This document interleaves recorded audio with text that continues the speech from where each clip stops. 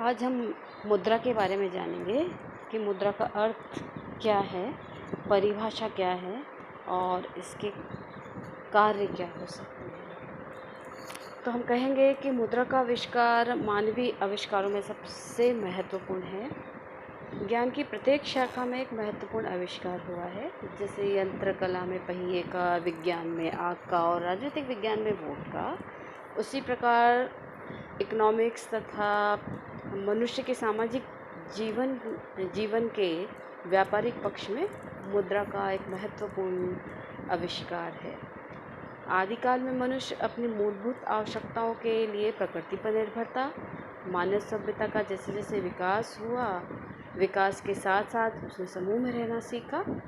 समूह में रहते हुए मनुष्य ने अपनी रुचि, कौशल और क्षमता के आधार पर अलग अलग व्यवसायों का चयन किया, जिनसे उसकी विभिन्न आवश्यकताएं पूरी होने लगी।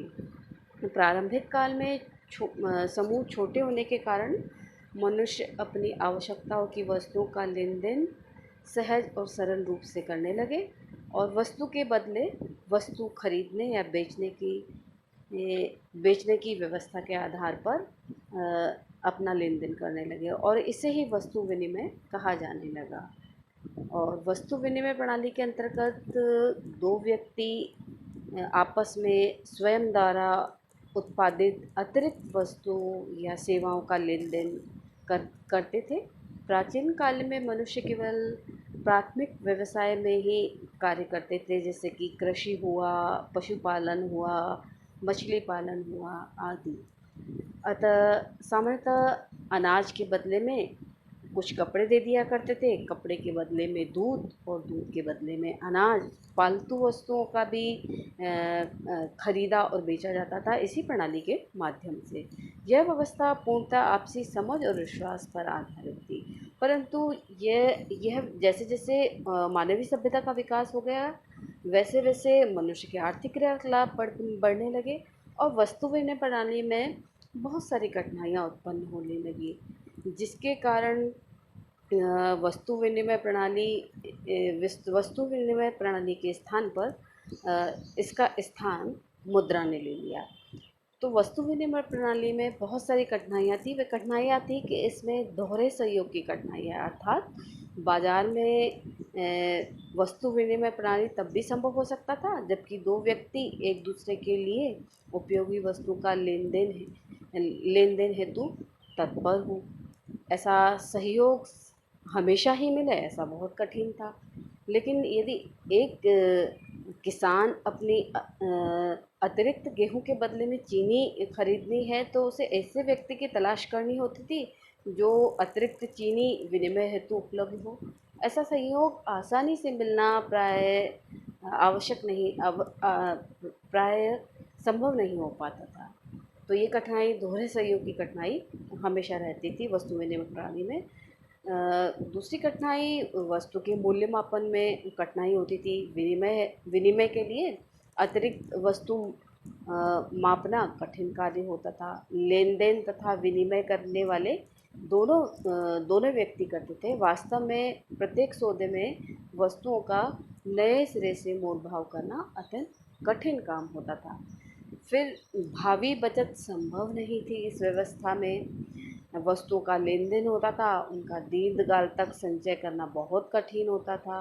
विशेष तौर पर जैसे कि दूध हुए, फ्रूट्स हुए और वेजिटेबल्स हुई आदि, जो खाने पीने वाली वस्तुएं थी, वो लंबे टाइम तक उनको स्टोर करके नहीं रखा जा सकता था और अतएव इस प्रणाली को अतिरिक्त उत्पादों के भावी बचत की संभावना बहुत कठिन हुआ करती थी। फिर उधार के लेखे में बहुत कठिनाइयाँ होती थी कि वस्तु विनिमय में सौदे तुरंत तत्कालिक ही संभव हो पाते तुरंत ही संभव हो पाते थे। यदि कोई व्यक्ति उधार रखकर वस्तु विनिमय के द्वारा प्राप्त करना चाहता था तो उधार रखी गई वस्तु की भावी कीमत कितनी हो गई ये पता लगाना बहुत ही कठिन था। अतः वस्तु विनिमय प्रणाली के अंतर्गत ये सभी कठिनाइयाँ थी। इसके कारण ये व्यवस्था ख़त्म हो गई और मुद्रा का प्रादुर्भाव विनिमय के माध्यम के रूप में हुआ। तो ये जाने कि मनी कैसे आई।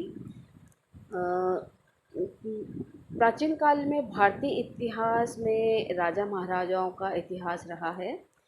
ऐसी राज्य व्यवस्था में समस्त आर्थिक एवं सामाजिक नीतियों का अंतिम निर्णयकर्ता वहाँ के राजा ही हुआ करते थे। यहाँ तक कि वे अपनी मोहर या जिस वस्तु या धातु पर टंकित कर देते थे वही राजकीय मुद्रा के रूप में धारण कर ली जाती थी। सिक्कों का चलन इसी प्रणाली के विकास को दर्शाता है। देश काल और परिस्थिति के अनुसार सोने, चांदी, तांबे और कांसे के सिक्के चलाए गए थे। इसी प्रकार जारी मुद्रा में सार्वग्रहता का गुण जिसे सभी के द्वारा स्वीकार किया जाए अर्थात, और वैधानिकता का गुण जिसे कि विधान ने स्वीकार किया हुआ है कि गुणों के साथ विनिमय के माध्यम के रूप में स्वीकार की जाने लगी। अब मनी शब्द कहाँ से आया, कैसे इसकी परिभाषा हमारे सामने आई, ये जानेंगे। तो मुद्रा को इंग्लिश में मनी कहा जाता है। इस मनी शब्द की व्युत्पत्ति लैटिन भाषा में मोनेटा शब्द से हुई। मोनेटा देवी जूनो का दूसरा नाम है। प्राचीन रोम में देवी जूनो को स्वर्ग की रानी कहकर संबोधित किया जाता है। उनका विचार था कि देवी जूनो स्वर्ग का आनंद देने वाली देवी है। ठीक उसी प्रकार देवी जूनो के मंदिर में बनाई गई मुद्रा भी स्वर्गीय सुख को देने वाली है। विभिन्न अर्थशास्त्रियों ने मुद्रा की विभिन्न विभिन्न परिभाषाएं दी। अतः एक सर्वमान्य परिभाषा को जानना कठिन है। फिर भी इस मनी को व्यापक बनाने की दृष्टि से मुद्रा की परिभाषा को 4 भागों में बांटा गया। सबसे पहला जो भाग था वो वर्णात्मक या कार्यात्मक परिभाषा थी। दूसरी जो परिभाषा थी वो वैधानिक परिभाषा थी। तीसरी सामान्य स्वीकृति के आधार पर, और चौथी उचित दृष्टिकोण के आधार पर परिभाषा थी। तो सबसे पहली परिभाषा जो थी वर्णात्मक या कार्यात्मक परिभाषा थी। इसमें हार्टले ब्रदर्स के अनुसार उन्होंने कहा कि मुद्रा वह सामग्री है जिससे हम वस्तुओं का क्रय विक्रय करते हैं। एक हमारे अर्थशास्त्री हैं नैप, उनके अनुसार कोई भी वस्तु जो राज्य द्वारा मुद्रा घोषित कर दी गई है मुद्रा कहलाती है। मार्शल के अनुसार मुद्रा में वह समस्त वस्तुएं सम्मिलित की जाती हैं जो विशेष समय या स्थान में बिना संदेह या विशेष जांच पड़ताल के वस्तुओं और सेवाओं की खरीदने में या व्यय के भुगतान के साधन के रूप में सामान्यतः स्वीकार की जाती है।